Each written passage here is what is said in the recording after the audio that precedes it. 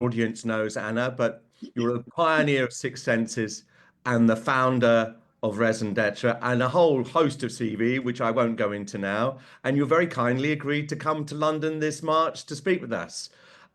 Jean-Guy, over to you. Fire the first question. Absolutely thrilled to have Anna join, and not only in London, but this is a big scoop. Anna will also be in Dubai on the 17th and the 18th of February at Professional Beauty Dubai. She will be flying straight from New York to join us. So super grateful for your support, Anna. A lot of people, for me, you've been an icon for the past 20 years, my benchmark, looking at what you did with Raison d'Être, all the brands that you have created, board member of the Global Wellness Institute. You handed me one of the initiatives you started with the Global Mentorship Program. That changed my life, and I think it has an impact also on 300 spa managers that were mentored and over a course of 4 years. So, and just to see that you still jump from one call to the next to come and share today. You still jump from one flight to the next to appear at conferences.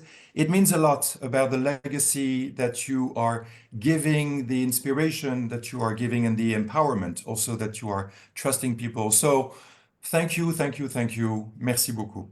You will be joining a panel with Cédric Bétis, who is an advisor to the city of Dubai, and with Yuki Kiyono, who is the head of wellness and health for Aman, and with their new brand, Janu, about lifestyle-driven hospitality, really focusing on longevity and recovery. This has been a big buzz since a few years ago, longevity, recovery. The market is extremely growing. I know you're coming with a few numbers about how big it's growing, longevity and recovery. Do you want to share a few numbers, metrics that you have seen? I would say that there are a number of different numbers that are interesting. A is that the market is exploding and growing at, I would say, almost exponential rate. But then also what's even more interesting is the scientific numbers that are coming out through the various interventions that we can do in order to increase our health span and our lifespan, because that's what longevity is about. And also looking at what strategies actually work and which strategies do not work. So I think, although I'm not going to verbally say, I'm going to save that for the conference for everyone that come, but it is interesting to see the explosion. Recently, Netflix had Brian Johnson's launched that documentary of Don't Die, which is also interesting, although he's very extreme. It can show the way as well, what you can do or what choices you can do. So it's just a very explosive market, and so it's super fun to work in. But also then tag along that is the biohacking market that's been there for some years, but with the pool of longevity and the research and the science that's coming out, that using certain biohacks will greatly help you in both recovery, longevity, and your daily life. That's also going to have and continue to have a big increase. So to bounce back on this, we've seen over the years that spa was everywhere. Everything from a massage parlor on the corner of a street, or a very high-end facility with everything in a hotel. And then it was wellness, and wellness was everywhere. And for the past 2 years, longevity, recovery is on everybody's lips, is on everybody's business card. Biohacking is the new term also. How far can we go, or how far can hotel operators go into longevity and recovery, really meaning well and doing, giving an authentic experience? How far can they go without medical? Right now, they can go very far. I would say if you look at spa, that's was a lot to do with both wellness, but also a lot of pampering, and it still is. Wellness become more holistic, where nutrition and sleep, etc., comes in. Longevity is now being splashed on, as you say, every business card, but it is not the same as wellness. So wellness is not the same as spa, And longevity is not the same as wellness. And this is where the misconception lies, that many says, well, a good night's sleep and eating healthy and moving and having a mindfulness practice, that's longevity. It is the base of maintenance and wellness, whereas longevity actually is about, we are getting a chronic disease around 63 years of age in general. And then we have a longer lifespan, which means that we're sicker for longer. So the science behind longevity, the medical science, is just simply how long you live, whether you're healthy or sick. The commercial science that we're talking about is to increase our health span. If we don't get sick when we're 63, but we can wait till we're 70, that's a huge change. If we can actually wait until we're 90 and then die the same day we get sick almost, that's like a glorious lifetime. Because a lot of people that I'm in that age where parents die, and a very common sentence is, I'm so glad she finally died because she was suffering for such a long time. And I think we all heard of that. So I think it's a different strategy that is more scientific, because we're talking about different terms that we haven't heard in wellness, such as autophagy, senescent cell, hormesis. These are all three very important strategies when it comes to longevity. So it's a different add-on, just as spa was one, then we added on wellness and we brought in nutrition and sleep and all kinds of things. Longevity is a different add-on. But as we saw with both the spa and wellness, it got splashed everywhere. And then after a while, it trickles down. So it actually becomes what it's supposed to do. So that's what we're seeing with longevity right now. I would say it's just being splashed on everything. But how you then go into the second question is, how do you incorporate that? I'm going to show both in London and Dubai how we're doing it at Six Senses. We're actually doing a non-medical longevity program, because medical, you can do an intervention for a short time. But if you want to do longevity, you need to do it on a continuous basis. So Lifestyle. exactly. And then, so I would say, we're showing how we can do that without medical, although we'll use, a CGM and do some biomarker screening, etc., but more integrated wellness than medicine, because we don't have a medical license in most of our locations. And if we do, then we do it through a third party. So I think that there's a couple of different ways how hospitality can actually put it on. You can do it non-medically, you can do it semi-medically, or you can bring in a third-party medical operator to help you to do it more medically, which we have done in Ibiza. We're going to do in London. We have it in Kaplan-Kaya and Bodrum. But what's even more interesting right now, what's happening with the whole medical wellness market, is that there are so many devices that you can do without a doctor.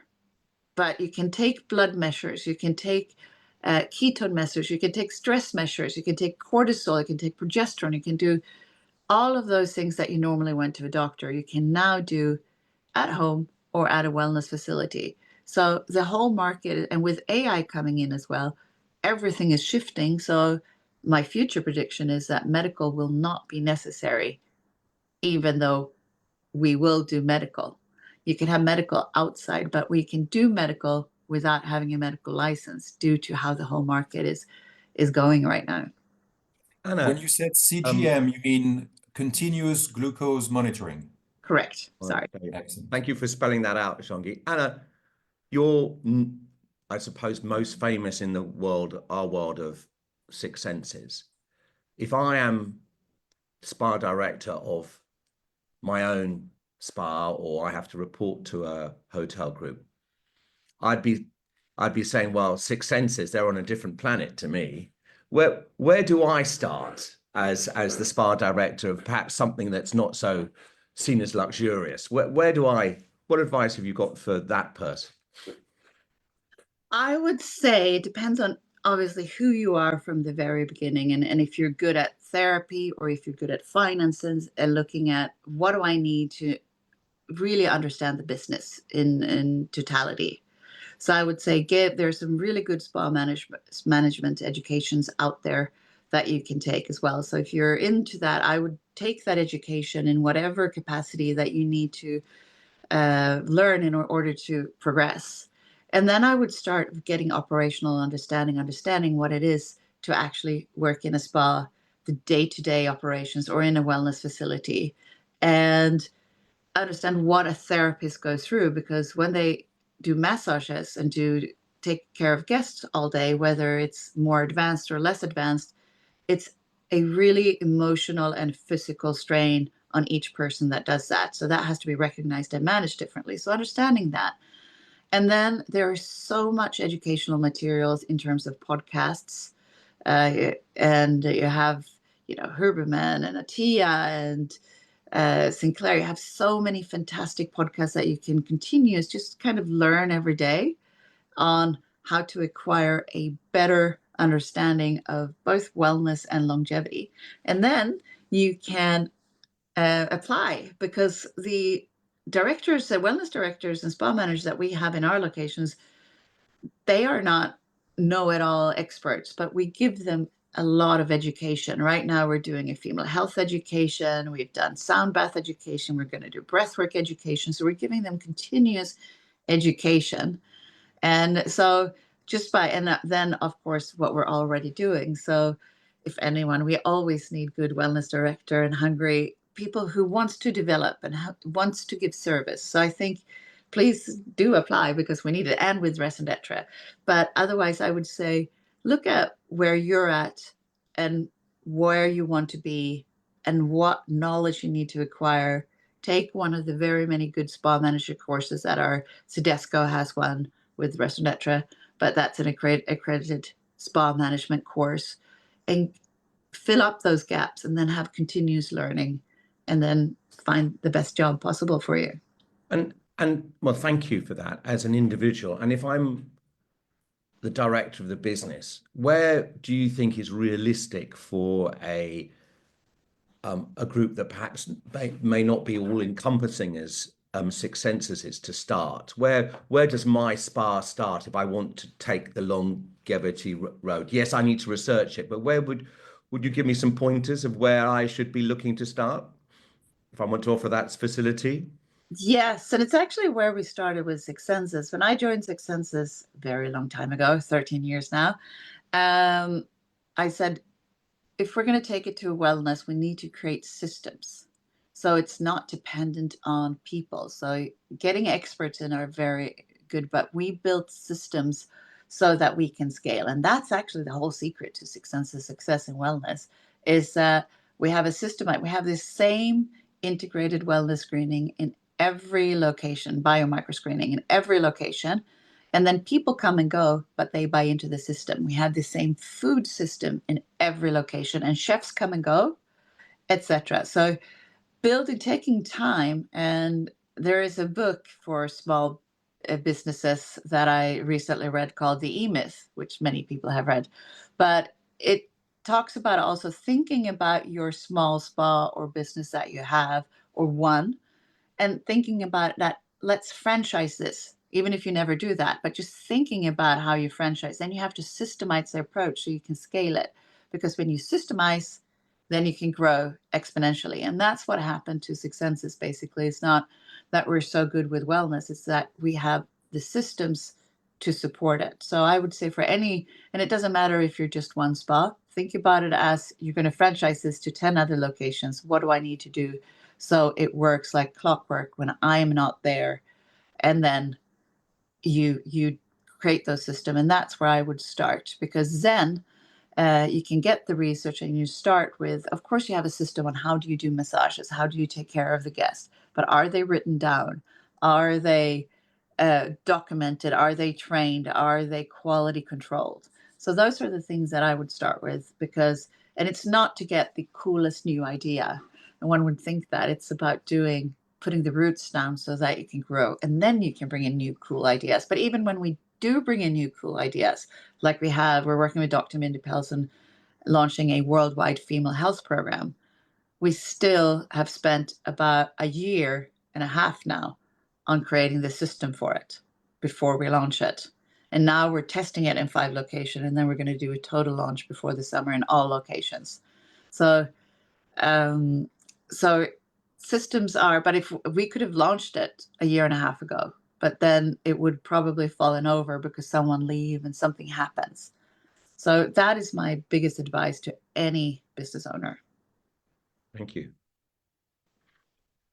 One of the reasons, and I don't want to sound too embarrassing, but Anna, you can see from looking, has the experience. You've been in the business a longer, longer than you might care to admit. But we ask you to come back because I've noticed you talk to whether it's the most senior spa director or the manager she's just been appointed the manager, and that's what we're trying to achieve in London and Dubai.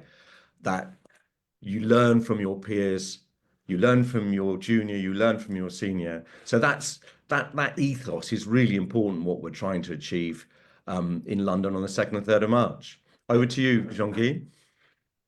I couldn't agree more. I mean, with Anna, it's always the possibility of going to the strategic, the systemization, the rollout of big ideas that are prepared and step by step launched.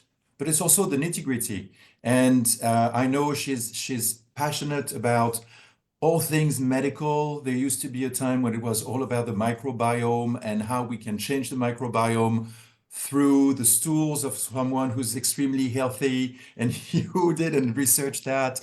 You did mention autophagy, which is like, wait, what? Cells eating cells? Absolutely. And you want that in your body. How do you get that? Through fasting, through heat, through many things. And this is also something you research. Your one-on-one at the Global Wellness Summit also about biohacking and debunking the myths and everything. It was fantastic. So it will be a pleasure having you. But I know also that you will be talking a little bit about another project of yours in Stockholm, the V Social Club. Because when people are thinking of spas, they think of big places and big teams. But when we talk about biohacking and we talk about the consumers, the clients wanting to have access to those treatments through light, through cold, through cryo, they know their body, they have that education, and they need regular small treatments. So I think you'll be talking about this place that I dream of discovering one day when I'm back in Stockholm, where the door opens upon face recognition, not because you press a buzzer, but the door opens because of your face, and it's the time for your treatment now, and you have one wellness concierge. It's mind-blowing. So can you unveil a few things without telling too much now? Absolutely. I mean, V Social Club is a club that I, together with a lady called Estelle, opened about 2.5 years ago. So again, we build it from scratch. It's very small. It's one club. And we wanted to look at what's the future of spa wellness longevity. And one thing that we all know costs a lot of money is staff. So we talked to the systems that we used for booking, and they helped us to create a facial recognition. So when you go in through the door, you don't get in unless you have your face registered, or you have to knock, and then someone has to come and open and ask, who are you? No, in a very friendly manner. But then if you book a red light, if you book an infrared, again, you book that on the app, because people are so time poor today and they want recovery. So you just book it in the app. I have it at 10 a.m. to 10:30, the red light, for instance. And then you, through your facial, you come in. You don't have to talk to anyone unless you want to, because we're there. And then you go in straight in, you do the red light, you can walk out, and you're done. And it's very efficient, but it's also obviously saving us a lot of time. And just to look at my morning today, I was actually there at 6 a.m. I did Celsium, which is intermittent hypoxia training or high altitude training, because I've just started my 3-day water fast today. So I'm not going to eat for 3 days to induce autophagy. So then I wanted to spur that up. So I did high altitude training. I did pulse electromagnetic field, PMF, and then I did a red light, and then I did a quick cryo, all in 1 hour between 6 and 7. And then I could go back, shower, and get away and start my meeting at, I think, 7:45, because as we said, but then it also helps my mind sharp. So this is what V Club is about, to have a club where you can really biohack and sharpen your mind You can enhance autophagy if that's what you want to do. And then you also have functional medicine and longevity experts that can guide you on your way. But we do it in a very streamlined fashion. So that's what's interesting with this club. And I will tell it a little bit more, but it has some very cool biohacks as well. And it's very self-sustaining. The only thing we need is basically hook you up on the mask with the high altitude training, or we push the on button for the PMF, and the rest the guest does themselves. They even go in and do cryo by themselves, unless they want us to stand and help them. So it's a really cool club, and it also has a paddle court and a PT and a gym, so, and a wine bar. It's because that's, you know, I mean, you're French, so that's equally important. So Oui, yeah, just not in abundance. So of course. so I think, yeah, so V Club is a very different, I think it's a club of the future. And obviously it's a test. It's not easy when you start something new. So step by step. But after 2 years now, we're seeing that it's really getting traction and people are loving it. Um, And Mark, one of the golden eggs that Anna is also keeping for the delegates in London in March is announcing some of the key points of the Six Senses longevity program that will be launched on the third quarter. We will not mention it now.